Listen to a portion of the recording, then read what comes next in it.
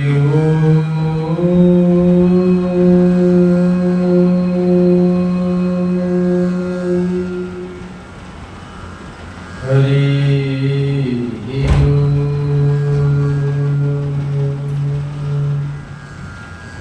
गणेशाय नमः।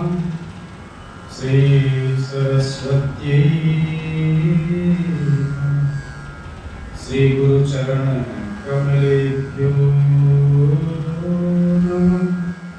श्री बगलाख्यै नमः। श्री वरखंडिने नमः।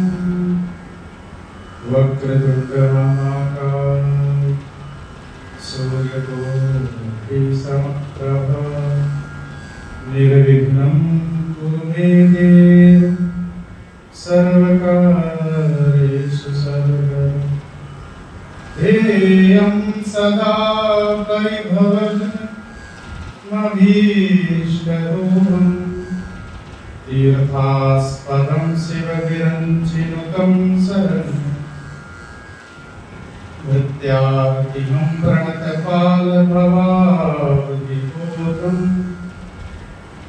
वन्दे महापुरुषते चरणारविन्दं सच्चिदानन्दरूपाय विश्वोत्पत्त्यादिहेतवे तापत्रय विनाशाय श्रीकृष्णाय वयं नमः। नारायणं नमस्कृत्य नरं चैव नरोत्तमं देवीं सरस्वतीं व्यासं ततो जयमुदीरयेत्। पीताम्बरधरां सान्द्रां पूर्णचन्द्रादिभाननां वामे जिह्वां गदामन्ये धारयन्तीं भजामि। चतुर्भुजां त्रिनयनां कमलासनसंस्थितां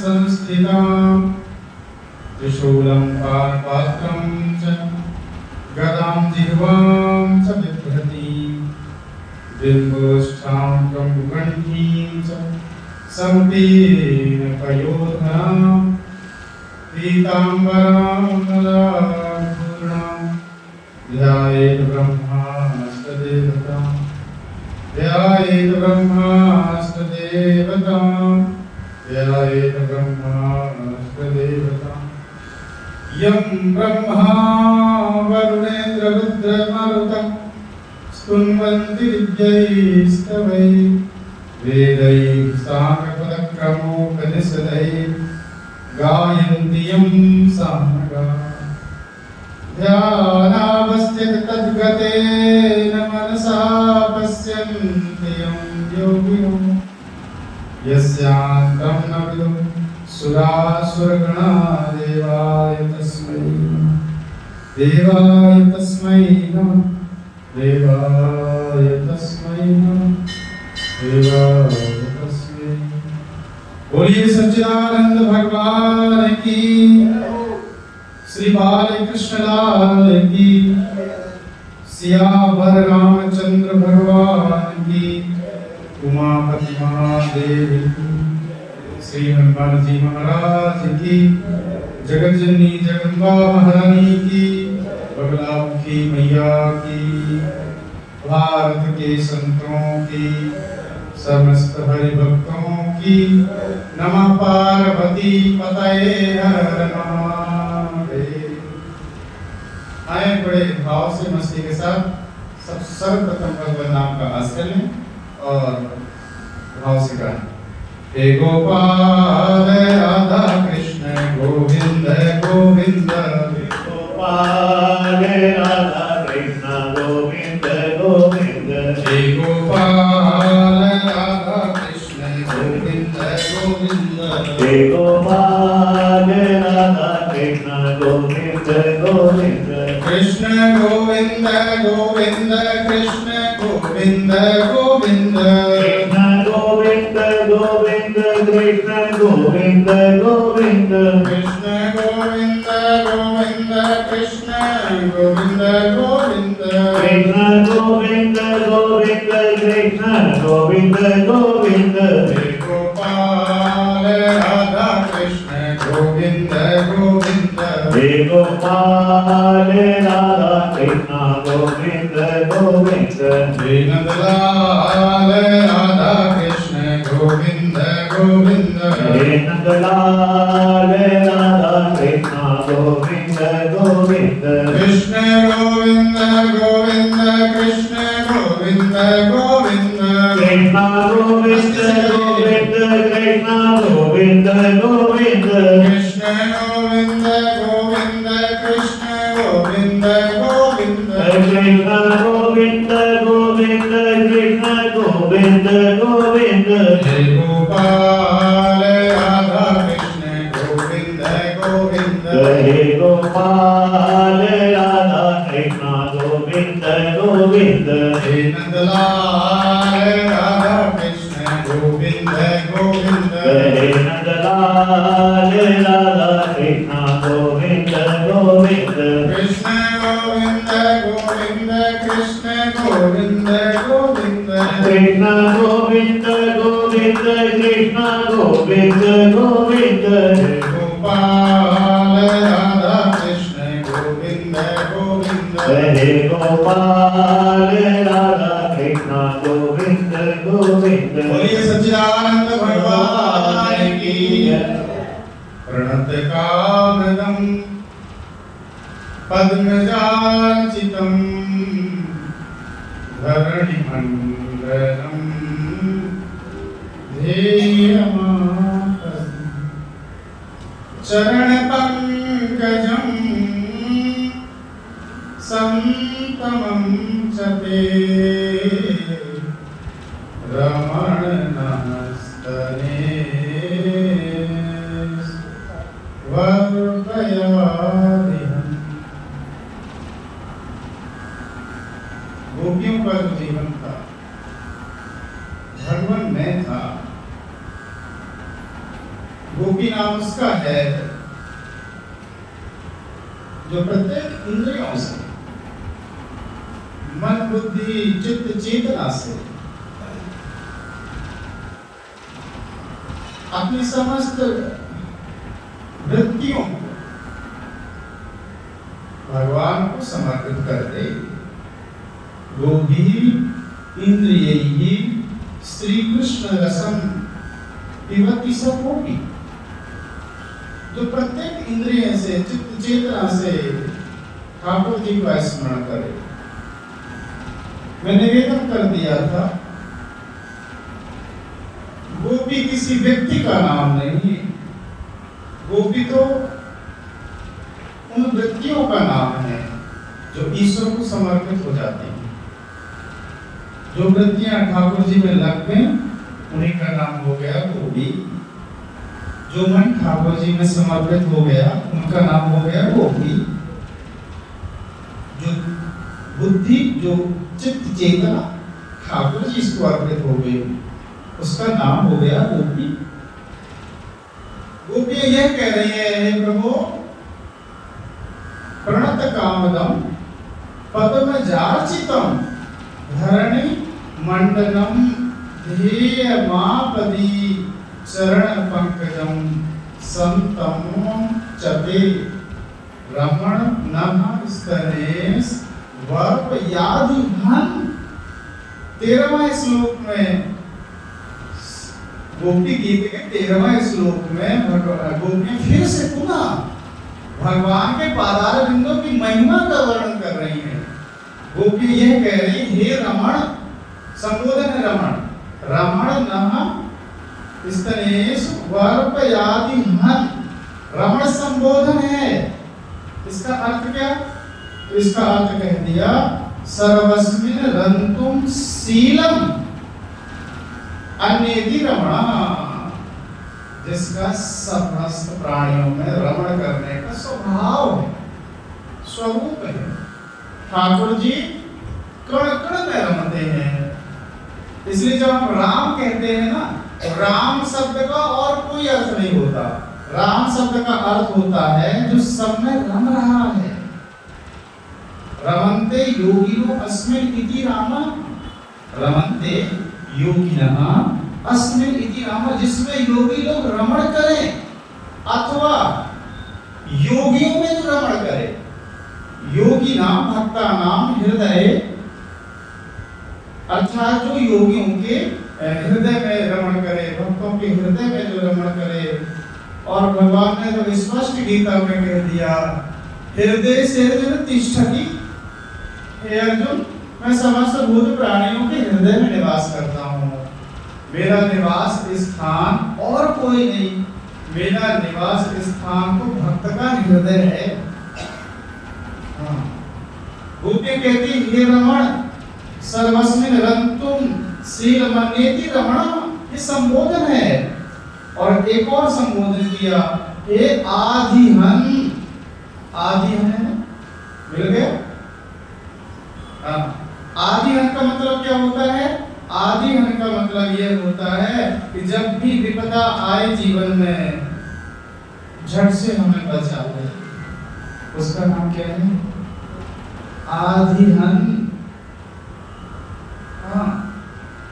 ऐसी कौन सा आश्रय है, ऐसी कौन सी वस्तु है जिसका स्मरण करने मात्र से हम व्याधियों से मुक्त हो जाए, जिनका स्मरण करने मात्र से हमारे जीवन में जो विपदा आए उन विपदाओं से हम रहित हो जाएं। तो गोपियां कहती हैं, ये हमारे जीवन का अनुभव है। जब जब हमारे जीवन में विपत्तियां आई, जब जब हमारे जीवन में दुख आए, हमने ठाकुर जी को याद किया।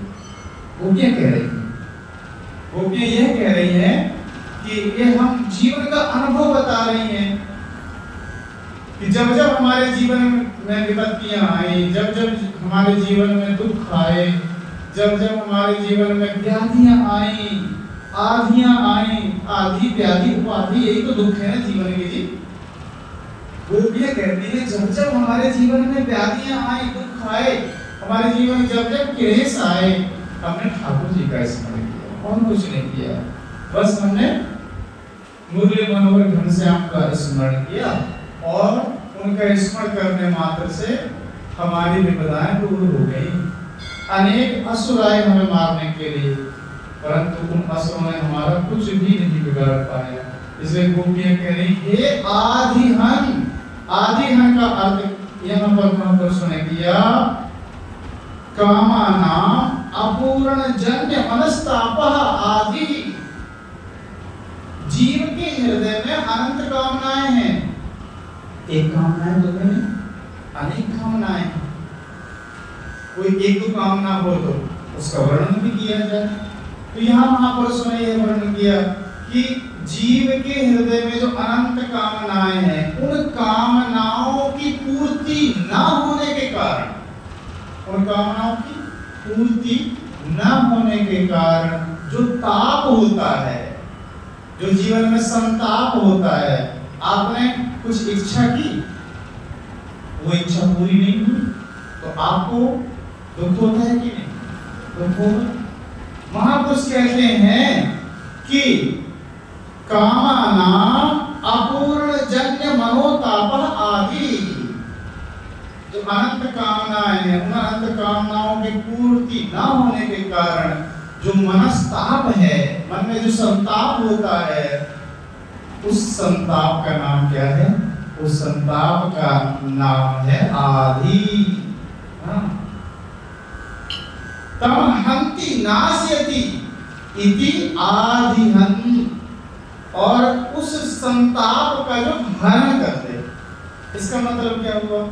इसका मतलब ये हुआ, आपकी अनंत कामनाओं की पूर्ति करने वाले भी हमारे ठाकुर जी। ऐसी परिस्थिति भी नहीं आने देते ठाकुर जी कि हमारी इच्छाओं की पूर्ति ना करें। अरे आप जब शरणागत हो जाते हैं, आप जब भगवान के हो जाते हैं, तो फिर मांगना भी नहीं पड़ता, बिना मांगे सब कुछ मिल जाता है। ये ऐसा द्वार है जिस द्वार पर आने के बाद बिना मांगे सब कुछ मिल जाता है। आपकी समस्त कामनाओं की सिद्धि हो जाती है। तो ध्यान रहे, कोई यदि ये पूछे आपसे कि यदि आपसे ये कोई पूछ ले साधक कि हमें अनंत कामनाओं की पूर्ति करना है जी, अनंत कामनाओं की सिद्धि करना है जी, तो हम क्या करें? तो उनको यह वाक्य बता दो कि गोपियों ने हमें तो यह कहा है कि ठाकुर जी अनंत कामनाओं की सिद्धि कर देने वाले हैं, अनंत कामनाओं की पूर्ति कर देने वाले हैं, और इसलिए उनका नाम क्या हुआ है? आधिहन। आधिहन है ठाकुर जी, हमारे आधि, व्याधि, उपाधि, तीन चीजें हैं संसार में, तीन दुख इसे कहते हैं, आधि, दूसरा व्याधि और तीसरी है उपाधि। ये तीन चीजें ही मनुष्य को दुखी करती हैं जी। ध्यान से सुनिएगा, बड़ा गूढ़ रहस्य है। जीवन में तीन चीजें हैं जो मनुष्य को दुखी करती हैं, और ये जो उत्पन्न होती हैं ये अज्ञान से उत्पन्न होती हैं। पहली चीज क्या है? पहली चीज है आदि।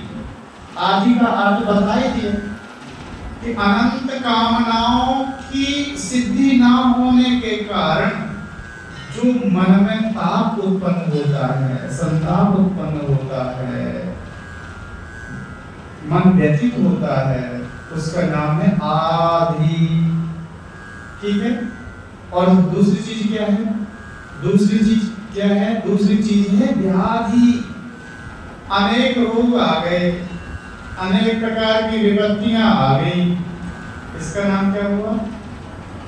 व्याधि। आधि, फिर दूसरे नंबर की व्याधि, और तीसरे नंबर की है क्या? तीसरे नंबर की उपाधि।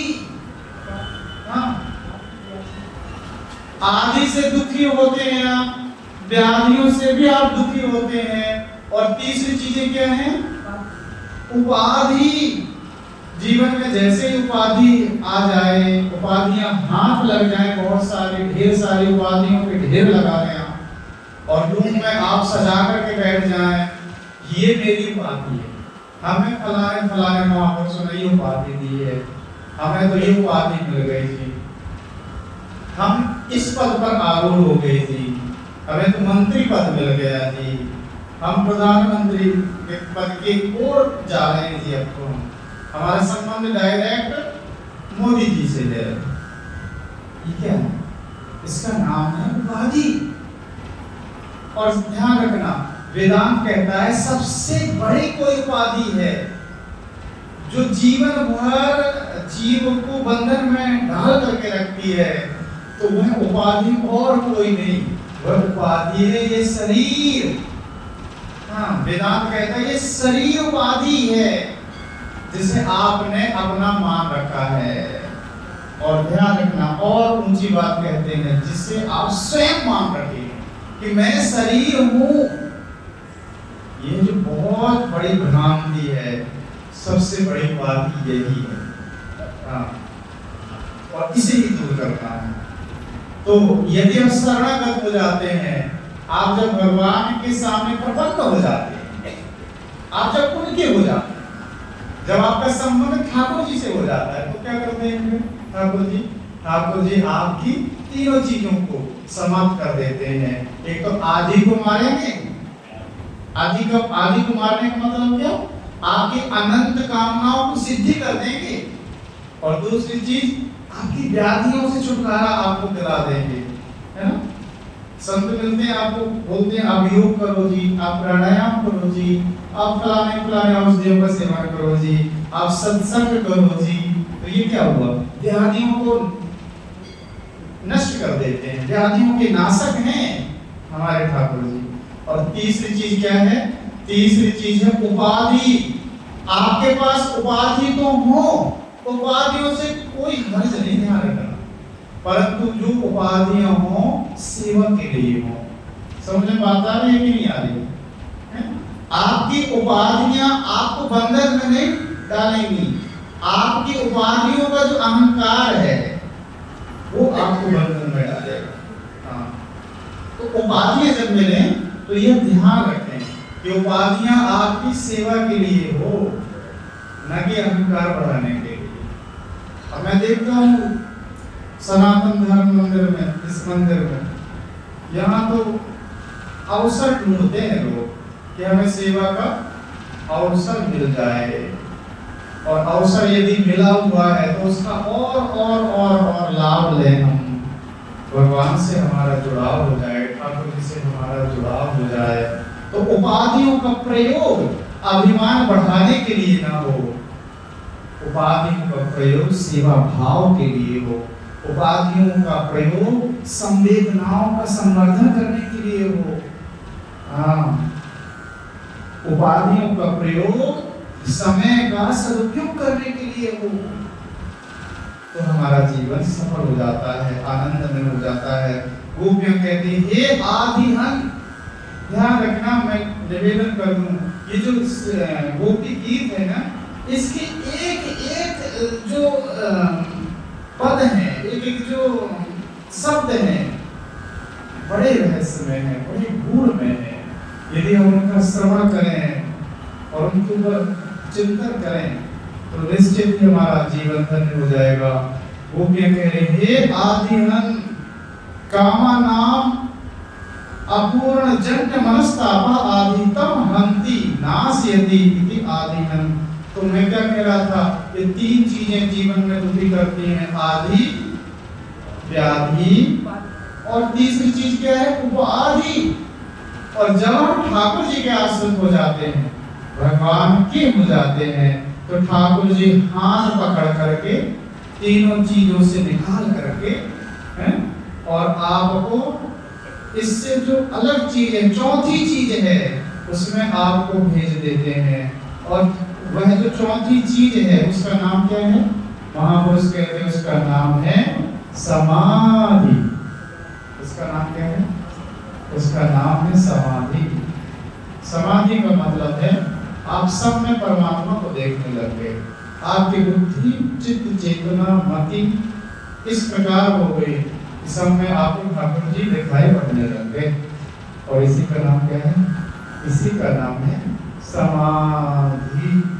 समाधि, समाधि में आरूढ़ हो जाते हैं, फिर आपके जीवन से पाप समाप्त हो जाते हैं। संतमम चते, संतमम का अर्थ की कर दिया है महापुरुषों ने, कह दिया सर्वेषां विक्षेपाणाम उपशमन कारणीभूतम।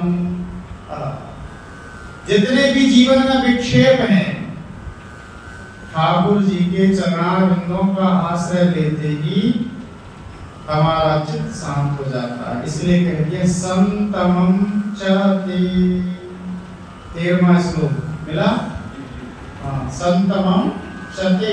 संतमम का अर्थ कर दिया कि हे ठाकुर जी, सर्वेषां विक्षेपाणाम उपशमन कारणीभूतम। जितने भी जीवन में विक्षेप आते हैं, बाधाएं आती हैं, उन सभी विक्षेप, बाधाओं को, दोषों को हमारे ठाकुर जी निवृत्त करके निर्मल बना देते हैं। इसलिए सर्वोत्कृष्ट कल्याण स्वरूपम प्रणत कामदम। प्रणत कामदम का अर्थ कर दिया कि जो प्रणता नाम प्रपन्ना नाम कामाभिलषित ददाति इति तत् प्रणत कामदम। ये है शब्द, इस शब्द का अर्थ कर दिया कि जो आपके भक्त जन हैं, जो आपके प्रपन्न हैं, जो आपकी शरणागत हैं, उनकी समस्त अभिलाषाओं को जो पूर्ण कर दे। लोग ये तो पूछते हैं आकर के कि महाराज जी ऐसा कुछ उपाय बताइए जिससे हमारी समस्त मनोवांछनाएं, मनोअभिलाषाएं सब पूर्ण हो जाए, हमारी समस्त इच्छाएं पूर्ण हो जाए, हमारे जितने मन में कामनाएं हैं वो पूर्ण हो जाए। यही तो चाहते हैं लोग ना। गोपियां बता रही हैं बिना पूछे आपके, गोपियां बार बार बता रही हैं, गोपियां यह कह रहे हैं ठाकुर जी का यदि आश्रय ले लोगे, भगवान के पादार बिंदों का यदि आप आश्रय ले लोगे, तो ठाकुर जी का एक नाम प्रणत कामदम। ठाकुर जी हमारे जो भी उनके आश्रित जन हैं, भक्त जन हैं, उनके जो आश्रित हो जाते हैं, प्रणता नाम प्रपन्ना नाम कामाभिलषितम ददाति। माने जो आप सोचोगे, जो आप कल्पना करोगे, संकल्प करोगे, उस संकल्प को पूर्ण करने वाले, पूर्ति कर देने वाले हमारे ठाकुर जी ही हैं। इसलिए इनका नाम हो गया प्रणतकावधव। और भी कुछ विशेषताएं हैं क्या आपके पदार्थ के ठाकुर जी? देखना और भी विशेषताएं। पद्मजार्चितम अर्थात पद्मज अर्चितम, पद्मज कहते हैं जो पद्म से उत्पन्न हुआ है। ऐसे ब्रह्मा जी, ब्रह्मादि देवताओं के द्वारा जो अर्चित पूजित हैं जो ठाकुर, ऐसे ठाकुर जी का नाम क्या है? पद्मजार्चितम। पद्मा लक्ष्मी जी का भी नाम है। हाँ, आप इसमें देखेंगे तो लक्ष्मी का नाम लिखा होगा। तो लक्ष्मी के द्वारा भगवती महारानी आदि शक्ति परम्बर महालक्ष्मी के द्वारा जो सेवित हैं, जो पूजनीय हैं आपके पादारविंद, वो है ठाकुर जी के पादारविंद। इसलिए इनका नाम हो गया पद्मजार्चितम। अर्थात ब्रह्मादि जो ऋषि महर्षि हैं, ब्रह्मा, सनकादि, नारदादि, सप्तऋषि, जो अनेक ऋषि महर्षि हैं, अनेक जो देव हैं, उनके द्वारा जो सेव्यमान है, ऐसे ठाकुर जी को कह रहे हैं पद्मजार्चितम। और तीसरी चीज बता दिए, धरणी मंडलम। धरणी मंडलम, धरणी मंडलम का टीकाकारों ने अर्थ किया कर दिया, धरण्योपलक्षित संसार प्रपंच स्वरूप रूप प्रकाशेन मंडयति अलंकरोति इति धरणी मंडलम। ठाकुर जी हमारे इतने उदार हैं, इतने उदार हैं कि गोपियां यह कह रही हैं कि हे ठाकुर जी, आपके जो भक्त जन हैं, आपके जो भक्त जन हैं, ये जो संसार रूपी प्रपंच है ना, संसार रूपी प्रपंच में जो आपके भक्त जन आसक्त हो गए हैं, बंध गए हैं, ऐसे आसक्त जो भक्त जनों के हृदय में आप अपने स्वरूप को, स्वरूप रूपम प्रकाशेन, अपने स्वरूप का प्रकाशन कर देते। अर्थात आप अपने स्वरूप का बोध करा देते हैं। और जब आप अपने स्वरूप का बोध करा दोगे तो उनके हृदयगत जो संसारासक्ति है, वो संसारासक्ति हमेशा हमेशा के लिए खत्म हो जाती है। इसलिए कह दिया कि धरण्योपलक्षित संसार प्रपंच स्वरूप रूप प्रकाशेन मंडयति अलंकरोति इति धरणि मंडलम। अर्थात भक्त का अंतःकरण ठाकुर जी इस प्रकार बना देते हैं, इस प्रकार सजा देते। अलंकरोति का मतलब इस प्रकार अभी ठाकुर जी का उत्सव आने वाला है, तो देखो ना, सभी लोगों ने मिलकर कितना सुंदर सजाया है, लगे हुए हमारे विकास जी और पूरा सजा दिया हमारा। इसी प्रकार जिस प्रकार आप ठाकुर जी का मंदिर सजाते हैं, उसी प्रकार से हमारे ठाकुर जी भी तो आपका हृदय सजाते हैं। केवल यह मत सोचिए कि हम ही कितनी मेहनत करते हैं और हम ही केवल मंदिर का पूरा सजा रहे हैं। ठाकुर जी भी वो देखते हैं, देखो मेरी सेवा में लगा हुआ है तो मैं भी इसका हृदय सजाऊं। हाँ, तो ठाकुर जी जितना हृदय का, जितनी विषय वासनाएं, काम, क्रोध, लोभ, मद, मोह, मत्सर इत्यादि जितने भी विकार हैं, जितना भी कचरा है, गंदगी है, उसे उठा कर फेंक देते हैं, सफाई कर देते हैं और आपका हृदय निर्मलता से, सौम्यता से, दिव्यता से, सुंदर जो गुण हैं, भगवतीय गुणों से, भगवतीय संपदाओं से परिपूर्ण करके और बढ़िया अलंकृत कर देते हैं आपका हृदय। इसलिए गोपियां कहते हैं धरणी मंडलम, धरणी मंडलम। एक और अर्थ है, सामान्य अर्थ है, जब ठाकुर जी अपने पादार बिंदुओं के द्वारा ब्रज भूमि पर विचरण करते हैं, तो जहां जहां ठाकुर जी के पादार बिंदु पड़ते हैं, उस भूमि में अलंकृत, वहाँ की जो भूमि है वह भूमि अलंकृत हो जाती है, उसकी दिव्यता बढ़ जाती है। इसलिए धरणी मंडलम ध्येयमापति। ध्येयम आपति का मतलब है ध्येयम आपति। ध्येयम आपति का अर्थ कर दिया आपति ध्येयम। आपति ध्येयम, आपके जीवन में यदि आपदा आ जाए, आप जब दुखों से घिर जाएं, आप जब विपत्तियों से घिर जाएं और कुछ उपाय ना मिले उन विपत्तियों से निकलने का, ध्यान से सुनिएगा।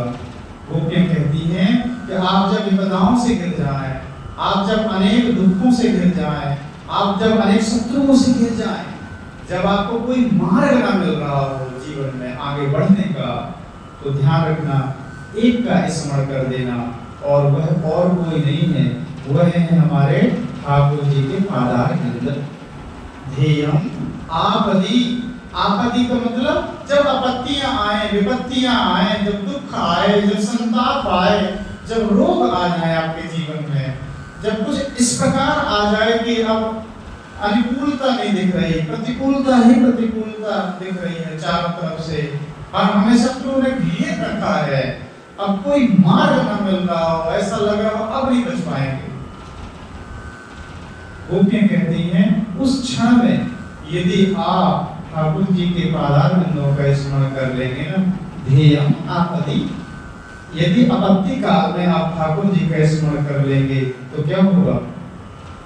आपको ठाकुर जी बचा लेंगे, आपको ठाकुर जी उन विपत्तियों से उबार लेंगे। जब भी विपदा आए जीवन में, आप जब भगवान का स्मरण करते हैं ना,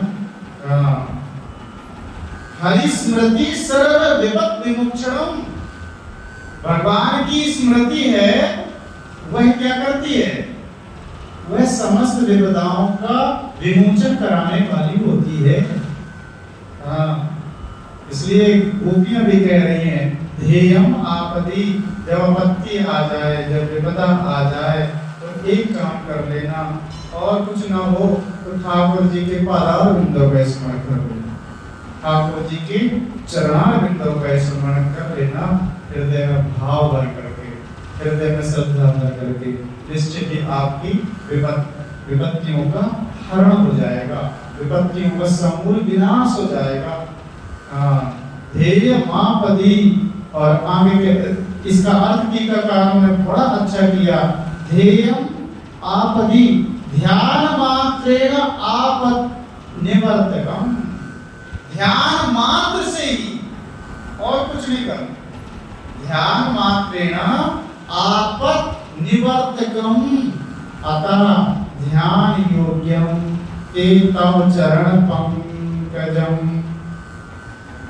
अर्थात ध्यान योग्य है यदि कुछ संसार में, ध्यान योग्य यदि कुछ है संसार में ना, नहीं कहते हम किसका ध्यान करें, हम किसका ध्यान करें, तो ध्येयम सदा परिभवं महीष्ट दोहम।